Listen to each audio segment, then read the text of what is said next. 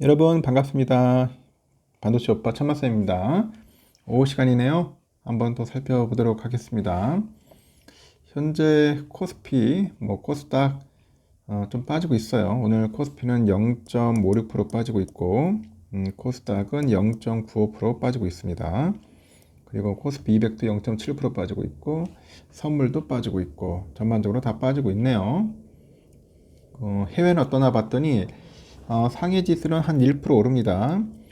심천도 한 0.7% 정도 다시 이제 올라가기 시작하고 있는 것 같고, 홍콩 항생 0.99, 홍콩 H 1.24% 이제 다시 슈팅의 모습을 보여주는 것 같습니다.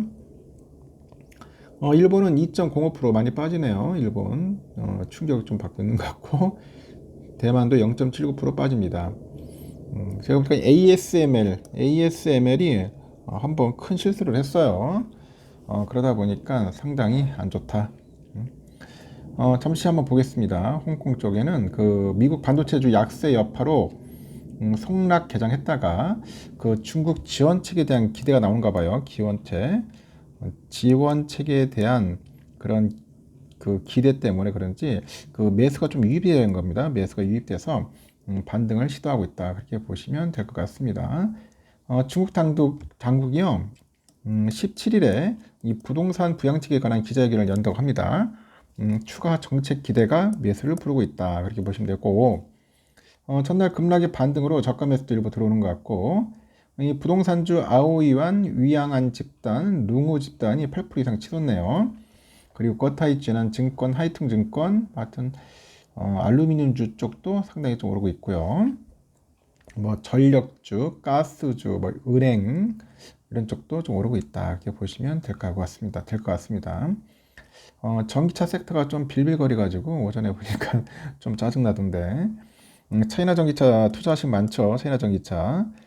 제가 볼 때는 나쁘다기보다는 중국 내에서는 전기차 좋죠. 근데 해외로 수출하기가 참 거시기합니다. 특히 미국은 계속 이제 중국 전기차에 대해서 아예 수입도 못하게 할 뿐더러 관세까지도 막 좀 때리려고 하니까 특히 트럼프 되면은 골 때릴 겁니다. 그래서 가능한 차이나 전기차는 어느 정도 여러분들 수익이 날 때면은 다 빨리 팔고 턴하실 거예요. 수익 꼭 나시면은 탈출하시기 바랍니다. 공산당 쪽은 될 수 있으면 안 보는 게 좋을 것 같아요. 이 공산당 애들이 이게 보통 놈들이 아닙니다, 여러분. 그리고 환율에 대한 이야기도 좀 있어요. 원달러 환율이 장중에 1360원 초반대로 상승폭을 좀 좁히네요. 1360원대로. 환율이 보름여 만에 급격하게 올랐죠. 약간 좀 고점 인식이 있어요. 그리고 외환당국의 미세 조정 경계감이 커지다 보니까 속도 조절을 하는 것 같습니다. 서울 외국환 중에 따니까 환율은 오후 12시 정도 보니까 1361원 정도 하더라고요. 그래서 0.9원 정도 올라가지고 한 1362원까지 왔다리 갔다리 하고 있습니다. 환율은 여기 환율을 반영해서 전거래 종가보다 3.2원 올라서 1364.5원에 개장을 했고, 지난 14일 새벽 2시 마감가 기준으로 1.8원 정도 하락을 했습니다.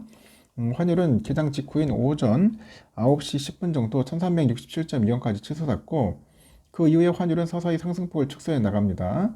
그리고 12시 정도 보니까 오후 1361.5원까지 내려오면서 보합권 수준까지 좁혀지는 거죠.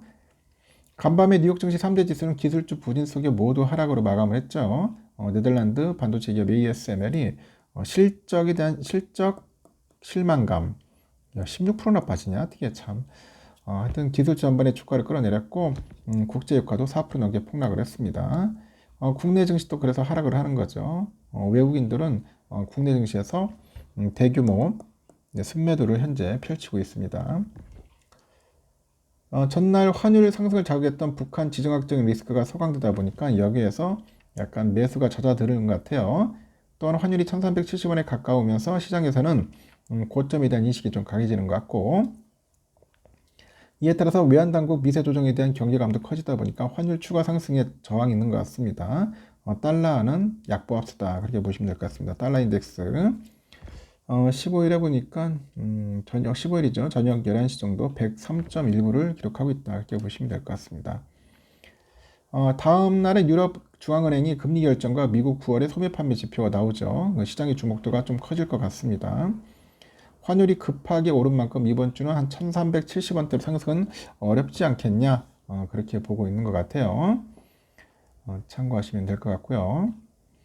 환율, 코스피 이제 오늘 보니까 삼성전자는 뭐 나름대로 선방을 하네요. 많이 빠지진 않고 그래도 장중에 좀 빠졌다가 다시 낙폭을 좀 줄이고 있어요. 줄이고 있고 현재 6만 원 정도 왔다리 갔다리 하고 있습니다. 6만 원 왔다 갔다 하고 있고 우선주는 5만 100원, 5만 원에서 5만 100원 정도에서 왔다 갔다 하고 있습니다. 그래서 갭 차이가 거의 만 원이에요. 거의 만 원. 많이 줄긴 줄었습니다. 상대적으로 이제 많이 빠졌을 때는 본주 쪽으로 공략을 하는 게 낫지 않겠냐 저는 생각합니다. 본주. 우선주보다는 본주가 오히려 저는 낫다고 생각하는데 여러분 생각은 어떤지 모르겠어요. 여러분의 다양한 의견 얼마든지 환영하니까 댓글 부탁드리겠습니다. 그리고요 개인들이 삼성전자 그 B2 규모가 사상 처음으로 1조 원을 넘었답니다. 1조 원이 넘었다. 삼성전자 주가가 최근 3개월 동안 30% 넘게 빠지면서 이 저가 매수에 나선 것 같습니다. 저가 매수에 나서고 있다. 미래에셋증권에 보니까 전날 기준 삼성전자 신용 융자 잔고 금액을 보니까 1조 525억 원을 기록을 했는데 지난 11일 처음으로 신용잔고가 1조 156억 원을 기록해가지고 1조 원 선을 넘어섰다. 14일은 1조 567억 원까지 불어나기도 했고 유가증권 시장에서 전체 신용잔고 규모는 10조 4천억 정도 보는가 봐요. 10조 4천억 정도 수준인 점을 고려하니까 10분의 1이 삼성전자에 몰려있는 셈이다. 그런 이야기를 합니다. 삼성전자 신용잔고는 이른바 동학개미 운동이 한창이었던 21년 8월에 9,418원까지 치솟았다가 지난해 7월 2,421억까지 쪼그라들어요. 이후 꾸준히 이제 증가 추세를 보이죠. 이달 들어서 사상 최고치 기록을 새로 쓰고 있다는 겁니다. 이렇게 개미들이 삼성전자 주가가 하락을 하다 보니 이 공격적으로 저점 매수에 나서는 것 같습니다. 개인들은 삼성전자 그 주가가 8만원대에서 7만원대로 빠진 지난 8월부터 삼성전자 순매수로 돌아섭니다.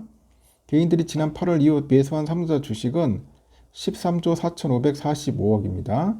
하지만 외국인들이 전날까지 25거래일 연속 순매도하는 등 매도 물량 쏟아냅니다. 주가는 지속해서 내림세 보이고 오늘까지 팔면 26거래일이네요. 삼성전자 주가는 지난 11일 장중에 88,800원 정점을 찍고 오늘은 뭐 58,900원까지 하락했다가 다시 또 오르긴 오르는데 상당히 좀 안 좋죠. 가능한 여러분들 비투는 절대 하지 마십시오. 빚내 가지고 주식 투자하는 것은 아닙니다. 그리고 미국 투자 전문 플랫폼인데 그 마켓 스크리너에서 삼성에 대한 투자 의견을 밝힌 37개 증권사건인데 20곳 증권사가 매수, 바이를 제시했고 12곳은 아웃퍼폼, 나머지 5곳은 중립, 홀드 의견을 밝혔다고 합니다. 목표 주가는 평균 91,333원입니다. 참고하십시오. 여기까지 하겠습니다.